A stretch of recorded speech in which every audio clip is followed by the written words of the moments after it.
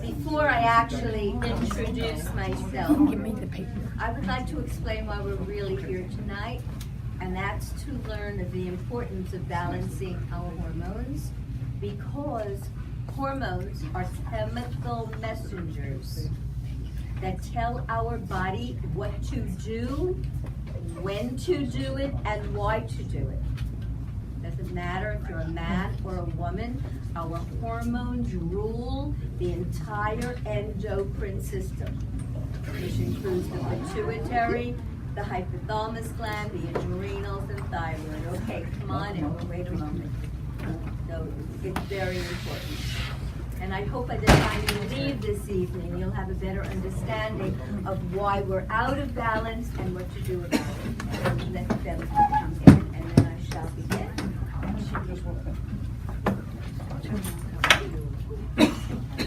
So please accept a piece of paper with some products on it. Again, they're for your use. If I say something that interests you, just put your little check on it. Who just walked in? This is Roslyn's drink. My drink. This is unsweetened ingredients. coffee flavored. No almonds. But you can mix it in any way. It has cacao. It has a tiny bit of chocolate, a tiny bit of cacao.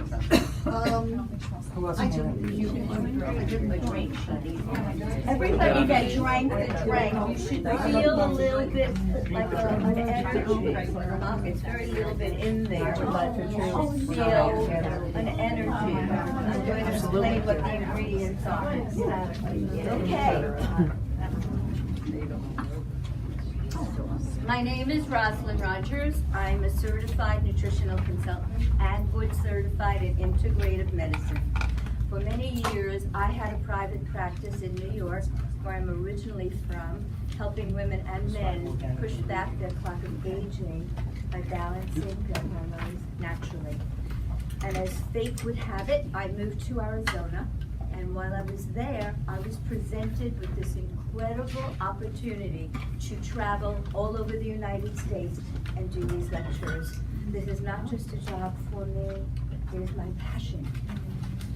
And I would like to thank you for being here, because it's your presence that allows me my passion. And that passion is to try and make this a healthier place for us to live. I do this by bringing information of the risks of taking pharmaceutical drugs, especially hormones, and the benefits of using herbs and plants that we find in the store. These plants, or botanicals as we call them, have been around since the beginning of time. In contrast to medicine, having a half-life of about 5 years. What that means is what doctors learn in medical school and the drugs they tell you and me to take, half of those drugs are gone, obsolete in 5 or less years. And that's a good thing, because science is always evolving and new things come into vogue. But which half will be gone? Something somebody is taking right now. I don't know about you, but I don't choose to live my life as a medical experiment or making money for pharmaceutical companies. I'm not here to bash doctors. If I was having a heart attack, if I needed surgery, or I was in an accident, there would be no place I'd rather be than in this country, being taken care of by our doctors. Our imagery, our technology is incredible. But when it comes to hormones, especially women's hormones, they have not gotten it right. When estrogens first came out into the marketplace in the 1950s, it was a time that was known as living better through chemistry. And if a woman of 40 or older went to see her doctor for almost any reason, we were given a prescription for HRT, hormone replacement therapy. We took it, and many of us got sick. Then they decided to put in a progestin into the mixture. They called it progesterone, but it is not, it was not. is a synthetic analog of our own hormone. And women didn't want to take that new hormone drug, but our doctor said that if we didn't, we'd become dried up old women. Did not want that to happen. So we took the new hormones, and many of us continue to get ill.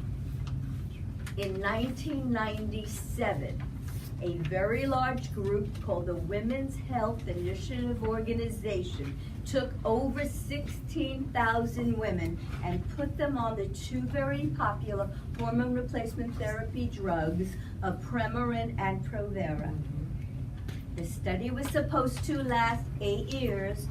5 years after it begun, the monitoring committee abruptly stopped it, saying that the risks were not worth the benefits. The women taking these hormones had more blood clots, more stroke, more invasive breast cancer, more dementia, more heart attacks, and women's breasts became so dense that even a mammography could not tell if there was a tumor. So 5 years after it begun, the monitoring said no more. Doctors stopped writing prescriptions as readily. We women threw away our drugs, our hormones. Today, they're right back in writing those hormone replacement therapy. And younger girls are on it also. Unfortunately, we are facing epidemics today of breast cancer, osteoporosis, diabetes, arthritis. These are new diseases as we know them today. Years ago, mostly elderly women developed breast cancer. Today, by the time we reach menopausal years, 50% of us have already had, 50% of us have already had some kind of breast problem. And osteoporosis, by the time we reach menopausal years, 50% of us have already begun to lose bone. What's wrong? What is wrong? More importantly, what can we do about it? Much of my information comes from a Dr. John Lee. He is the pioneer of hormonal balancing. His research began over 25 years ago, and he wound up writing 3 books: What Your Doctor May Not Tell You About Menopause, What Your Doctor May Not Tell You About Breast Cancer, and What Your Doctor May Not Tell You About Perimenopause. And even though many, many books have been written since his, nobody has ever disproved what Dr. John Lee said about these epidemics of breast cancer and osteoporosis. And he said that the reason we have these epidemics is because of the industrialized world that we live in, where so much of what we all use on an everyday basis is made from petroleum. Our clothing is made of petroleum. It's in shampoos, in body lotions, in hair conditioners, in the plastic water bottles. We even have petrol in expensive perfume, in the aroma of candles. And even if we try to live a very clean life and watch what we put on our body, watch this, watch that, we cannot escape the thousands and thousands of pounds every single day in the environment of petrol, in the food we eat, the water we drink, and the air we breathe. Petrol. We call the toxins from petroleum xeno, X-E-N-O, xenoestrogen. They are estrogen mimickers. They mimic our estrogen. They get into the body and they proliferate or make cells grow. And the way that this happens, we women have lots of estrogen receptors in the uterus area and in our breasts. A receptor is like a lock. Our hormone of estrogen, a key that fits into these locks or receptors. Unfortunately, the environmental petrol, the xenoestrogens, are exactly the same shape as our own estrogen. Our body doesn't know, are we making it naturally or is it coming from the environment? All that we know, it comes in, proliferates, makes our cells grow, And 95% of breast, ovarian, and uterine cancers are estrogen-dominant tumors. 90 or over 90% of men's prostate cancers are estrogen-dominant tumors. Too much estrogen. And with all the money given to the Susan Komen organization, there is not one less breast cancer. I don't support that organization, unfortunately. Most of the money goes to run the company, and they're involved now with pharmaceuticals. I do believe that they began for a wonderful cause, but right now, there's not one less breast cancer. Still 1 in 5 or 6 women get breast cancer. So I told you it gets into the body. Now, besides cancers, when we have all this petrol getting into our body, we become what we call estrogen dominant. We don't want to be estrogen dominant. When we are, we become a much higher risk of, God forbid, getting one of these hormonal cancers. Now, besides cancers, some of the symptoms of estrogen dominance are, number 1, yes, but I'm not going to start with that.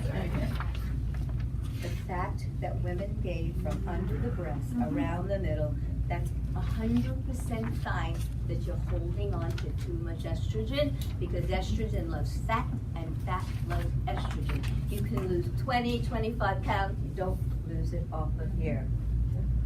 You just don't. It's hard. I'm going to tell you how to do it though. More estrogen dominant symptoms: hot flashes, night sweats, Chills. PMS,